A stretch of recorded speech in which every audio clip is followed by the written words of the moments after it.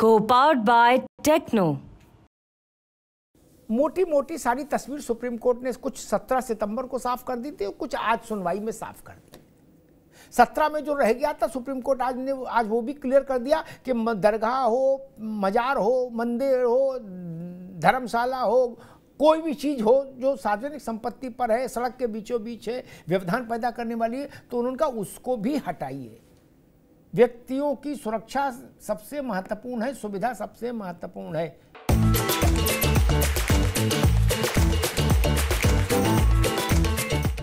अरविंद सिंह जी, अब हटाइए तो हटेगा कैसे, ये तो कोर्ट तय करता नहीं, ये तो जुडिशरी का काम भी नहीं। भाई कोई कोर्ट ही थोड़ी बताता, वो कहता इनका वारंट है, इनको पेश करिए। अब कैसे पेश करिए, एक काम बैठाल के लाइए, कार में बैठाल के लाइए, पैदल लाइए, ये तो प्रशासन तय करेगा। तो बुलडोजर तो फिर जाता नहीं दिख रहा। अरविंद जी देखिए, एक है ना कहावत, देवकरी गए दूना दो। अब जब सुप्रीम कोर्ट की मुहर लग जाएगी तो थोड़े बहुत जो उम्मीद बची थी विपक्ष के हाथ में, वो भी हाथ से निकलने वाला है। क्योंकि सुप्रीम कोर्ट एक बार गाइडलाइन दे देगा, उसके खिलाफ तो न तो हाई कोर्ट जाएगा न स्थानीय न्यायालय जाएगा। और सुप्रीम कोर्ट के बार बार इंटरनल टिप्पणियों में आपने देखा है कि सुप्रीम कोर्ट ने कहा है कि सार्वजनिक स्थलों पर, चाहे वो सड़क हो, रेलवे हो, जंगल की जमीन हो, अतिक्रमण बर्दाश्त नहीं हो, चाहे किसी के द्वारा भी किया जाए, और इस पे सरकारों पे हम रोक नहीं लगा सकते। ये बार बार सुप्रीम कोर्ट ने क्लियर किया है। एक और चीज कहना चाहता हूँ, आज फिर से आपने हमारे परम मित्र प्रोफेसर भुवन भास्कर जी को बुलाया है विपक्ष के तरफ से। देखिए, भुवन जी जो है वो संविधान के भी विशेषज्ञ हैं, क्योंकि प्रोफेसर है, विधि पढ़ाते हैं, और पुराने नीतियों के और शास्त्रों के भी विशेषज्ञ हैं, क्योंकि हमारे सनातन परंपरा से आते हैं। मुझे तो लगता है अमिताभ जी कि सरकारों का वही काम होना चाहिए जो भगवान श्री कृष्ण श्रीमद् भागवत गीता के 4थे अध्याय के 8वें श्लोक में घोषणा करते हैं। क्या घोषणा करते हैं, और उस पर आज सुप्रीम कोर्ट ने मुहर भी लगाई है।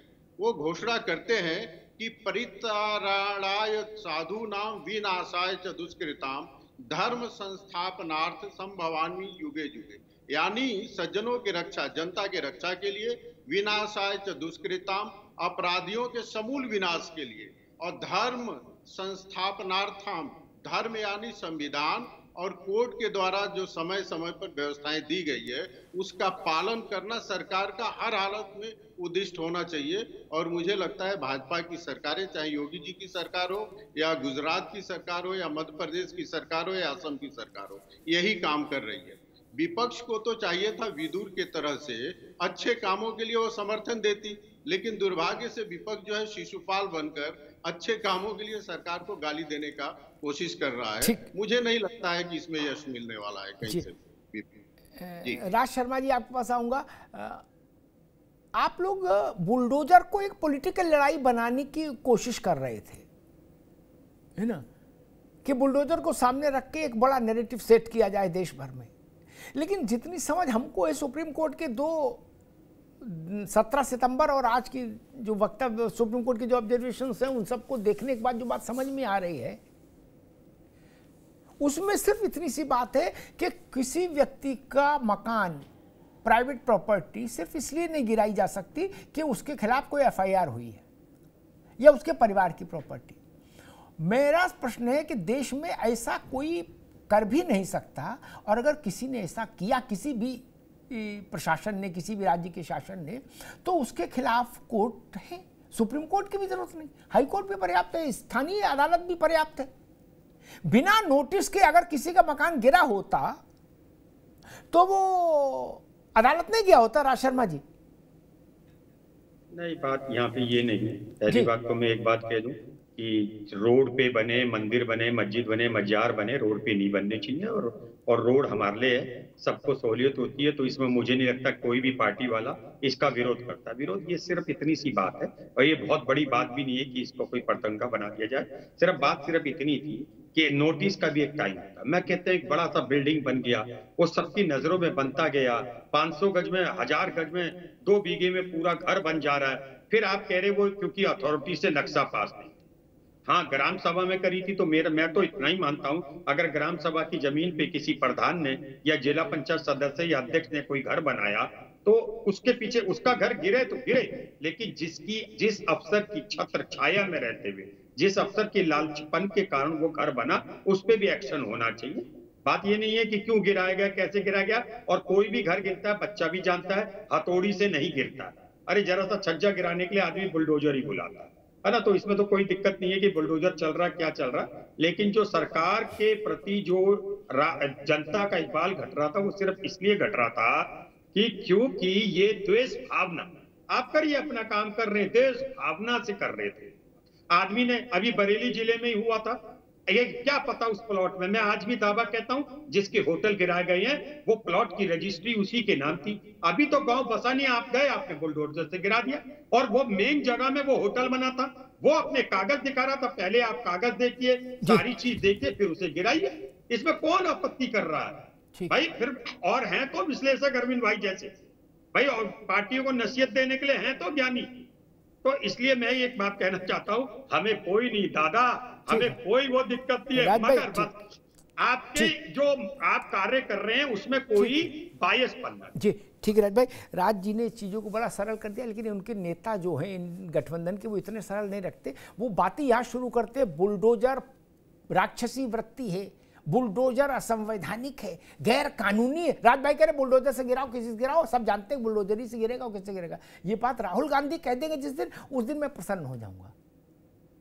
वो तो कहते हैं कि हमको आने दो, सारे बुलडोजर समुद्र में डुबा दूंगा। इतनी नफरत बुलडोजर से, पाकिस्तान से नफरत कम है, बुलडोजर से ज्यादा है।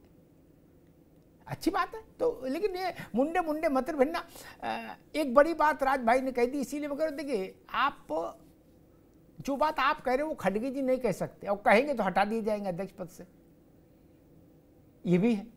मैं दो उदाहरण, राज भाई ने कहा बिल्कुल हटने चाहिए, सड़क पर कैसे बन सकता कोई धार्मिक स्थल। जोशी जी के पास आता हूं, एक मामला जोशी जी की पार्टी सीधे जुड़ा है। सहारनपुर से जो एमपी चुने गए इमाम साहब, वो पार्लियामेंट स्ट्रीट में जो मस्जिद है सड़क पर, उसके इमाम हैं। क्या हटाई जानी चाहिए? हटाई जानी चाहिए भाई, पार्लियामेंट स्ट्रीट में मस्जिद किसे बना दी सड़क पर? हटनी चाहिए। और वो क्या नाम था उनका, देखो, अरे वो इमाम ऑल इंडिया इमाम फेडरेशन करके ऑर्गेनाइजेशन करके एक बना दिया था उनने। वो कस्तूरबा गांधी के गोल चक्कर पर सैकड़ों करोड़ की, अरबों की जमीन है, वो सब घेर ली मस्जिद के नाम पर। हटनी चाहिए कि नहीं? उससे ज्यादा प्राइम लैंड तो कोई नहीं। दो बता दी मैंने, देश की सबसे प्राइम लैंड, पार्लियामेंट जिसके सामने, और कस्तूरबा गांधी। जोशी साहब, आपके जो बड़े भाई हैं गठबंधन में, वैसे छोटे होते होंगे राज शर्मा आपसे, लेकिन गठबंधन में बड़े हैं, इन्होंने कहा कि भाई मस्जिद हो मंदिर हो, हटना चाहिए, सड़क पर नहीं रहना चाहिए। आप इन दोनों मस्जिदों को हटाने का समर्थन करेंगे?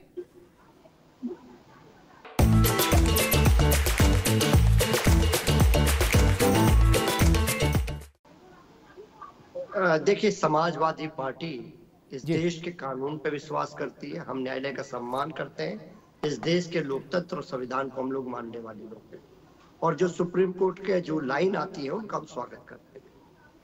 आज आपने जो दोनों प्रश्न उठाए हैं उनका भी जवाब मुझे देना है, लेकिन मैं यहाँ पर भारतीय जनता पार्टी के प्रवक्ता साथी और विश्लेषक से पूछूंगा कि जो भेदभावपूर्ण कार्रवाई हुई है अयोध्या में, मोइन खान जी का आज डीएनए मैच नहीं हो पाया उस लड़की से, और इन्होंने भारतीय जनता पार्टी के लोगों ने उनकी, और खासतौर पे योगी सरकार बोलूंगा मैं, योगी सरकार ने, क्योंकि वो हमारी पार्टी के नेता थे, हमारे नगर अध्यक्ष थे, भेदभावपूर्ण कार्रवाई के तहत उनकी फैक्ट्री उनके घर वर जो भी थे सब बुलडोजर से कार्रवाई करी। अब बताइए कहां से ये बुलडोजर न्याय करता है? आज वो लड़की से उनके नौकर का मैच हुआ है, उनका मैच नहीं हो पाया, बहुत वयोवृद्ध है जी। तो आज क्या ये उनकी योगी सरकार उनकी बिल्डिंग बना देगी? ये फैसला आज होगा, या इनके प्रवक्ता बताएंगे, या ये बता देंगे कि कोर्ट के आदेश के बाद जब डीएनए मैच नहीं हुआ, उनकी जब वो गुनाहगार नहीं हुए, तो ये उनकी फैक्ट्री को लगा देंगे, उनके दुकान को बना देंगे, उनके मकान को बना देंगे? नहीं बना पाएंगे, क्योंकि इनका टारगेट था कि समाजवादी पार्टी को बदनाम करा जाए और आज कोर्ट के जब डीएनए मैच नहीं हुआ तो इनकी जो स्कीम है वो पास नहीं हो पाई। और जनता की अदालत में मैं यहीं से बताता हूँ, ये अयोध्या हारने जा रहे हैं। माननीय योगी जी वहाँ के प्रभारी है, शायद वो हारने जा रहे हैं। नहीं जोशी जी, तो चलो ठीक है आपकी भविष्यवाणी, लेकिन मैंने पूछा बड़ा एक मासूम सा सवाल था, पार्लियामेंट वाली मस्जिद और कस्तूरबा वाली, ये हटना चाहिए। अमिताभ जी, 3 दशक का आपका कैरियर है, आप कैसे भाग सकते हैं? 3 दशक का मेरा कैरियर, मैं कैसे भाग सकता हूँ? फिर हमने घास ही छीली है क्या? हमने घास नहीं छीली, हम पढ़ के लिख के आए, आप पढ़ लिख के आए यहाँ पर, हम घास छीलने वाले लोग नहीं है। हम आपको बताना चाहते हैं, हम लोगों ने जो कहा है, कोई भी मंदिर हो, कोई भी मस्जिद हो, ढानी चाहिए जो जनता की के रोड में आ रही है, जनता को जो अवैध बनाई गई है, सुप्रीम कोर्ट का जो आदेश है। लेकिन ये रवैया नहीं चलेगा कि एक धर्म विशेष को जो टारगेट करके ये लोग काम कर रहे हैं, भारतीय जनता पार्टी की देश की सरकार हो चाहे उत्तर प्रदेश की सरकार हो, जो ये भेदभाव पूर्ण कर रहे हैं, जो मोइन खान के साथ इन्होंने करा है, ऐसे लाखों मोइन खान निकलेंगे जोशी जी। ठीक, अभी रुकना होगा। एक तो मैं मोदी सरकार से ये कहूंगा कि भाई कस्तूरबा गांधी की रोड क्लियर कराओ और पार्लियामेंट का बाला रोड क्लियर कराओ, क्योंकि इसके लिए कांग्रेस और सपा दोनों ने सहमति दे दी कि हम कानून के साथ हैं, जो सुप्रीम कोर्ट कहेगा हम लोग सुप्रीम कोर्ट के वफादार हैं। अब इनको पास ये उसका विरोध करने का अधिकार नहीं होगा। सबसे पहले तो रोड ही चौड़ी करो। क्या कस्तूरबा गांधी रोड का पूरा दृश्य बदल जाएगा? ट्रैफिक कितना सरल अच्छा हो जाएगा। यहां से करते हैं। मैं राघवेंद्र सिंह के पास चलूं, उससे पहले एक तथ्यात्मक बात कहूं जो बात प्रोफेसर जोशी ने उठाई, उसमें एक गड़बड़ी है। मोहित खान का डीएनए मैच नहीं किया उस बच्ची के भ्रूण से, उसके नौकर राजू खान का किया।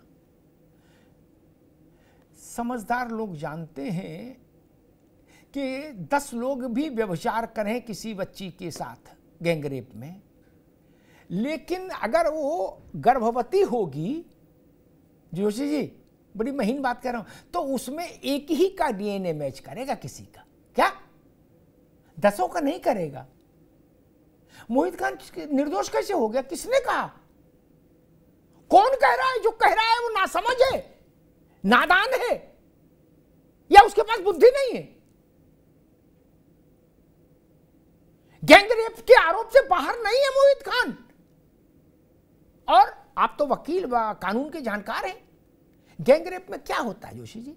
अगर गर्भवती हो गई, गैंगरेप में गर्भवती हो जाए जरूरी नहीं ना। अगर गर्भवती हो गई तो एक से डीएनए मैच करेगा, बाकी में लड़की के बयान चलेंगे कि इन्होंने भी व्यभिचार किया, इन्होंने भी दुष्कर्म किया, इन्होंने भी दुष्कर्म किया। और तीसरी बात सुन लो, आपने कहा वयोवृद्ध हैं मोहित खान, इनसे ज्यादा उम्र के लोगों ने कौतुक किए हैं। मैं उस बहस में नहीं जा रहा। क्या वयोवृद्ध का मसला नहीं है जोशी जी। आपने अभद्रता के साथ बच्ची को स्पर्श भी कर लिया, आपके ऊपर बाल यौन वाला कानून लगने के लिए पर्याप्त आधार हो गए, ठीक है ना? उसके लिए कोई कुश्ती करना जरूरी है? कौन बता दिया ये बात आप लोगों को? तो मोहित खान का जुलूस निकाल दो अयोध्या में, जिंदाबाद मोहित खान जिंदाबाद, निकाल दो। मोहित खान छूट गया क्या? छूट गया क्या? कोर्ट ने ही कह दिया कि नहीं इसका डीएनए मैच नहीं करेगा, इसको एक माला पहनाओ और मिठाई देके विदा करो, ऐसा बोला क्या? मोहित खान जेल में ही रहेगा जोशी जी, लिख लीजिए, सजा पाएगा, सामूहिक दुष्कर्म की सजा पाएगा। सामान्य व्यक्ति इस बात को जानता है। आपकी नजर से कैसे हट गई ये बात? और मैं देख रहा हूं कि सुबह से पूरी समाजवादी पार्टी लोहलाट हो रही है, बोले मोहित खान के सम्मान में सपा है मैदान में। क्या हुआ मोहित खान? कुछ नहीं छूटा भाई। अरे मोहित का मिलता तो राजू खान का नहीं मिलता, एक ही से मिलेगा ना। बच्चे का जन्म, भ्रूण का जन्म एक ही के स्पर्म से होगा, 10 के से नहीं होता। लेकिन 10 बरी नहीं होते। परिस्थिति जन्य साक्ष्य और पीड़िता का बयान, ये अंतिम है जोशी जी। इसमें भाग नहीं सकता मोहित खान, ये मेरी भविष्यवाणी लिख लीजिए। बाकी सारी बात ठीक है, लेकिन आपने जो मोहित खान का प्रसंग छेड़ा ये ठीक नहीं। मोहित खान को कोई राहत नहीं दिला सकता। 12 वर्ष की बच्ची ने बयान दिए हैं मजिस्ट्रेट के सामने, पर्याप्त है उसके लिए। आसाराम बापू जेल में है अब तक, जमानत तो नहीं मिली ना जोशी जी। वो तो मोहित खान से भी ज्यादा वयोवृद्ध है ना, जमानत नहीं मिली। गलत तो नहीं कह रहा राजबाबू, वयोवृद्ध का कोई लेना देना नहीं। आपने गंदा इशारा भी किया, इशारे के लिए तो कोई जवानी नहीं चाहिए, तो भी आप दोषी हो गए। इशारा तो बुड्ढे भी कर सकते हैं, छेड़खानी भी कर सकते हैं। इसलिए मोहित खान के पक्ष में सपा को अति उत्साह में नहीं खड़ा होना चाहिए, यह मेरा निवेदन है, क्योंकि सावधानी हटी और दुर्घटना घट जाएगी। Co-powered by Techno।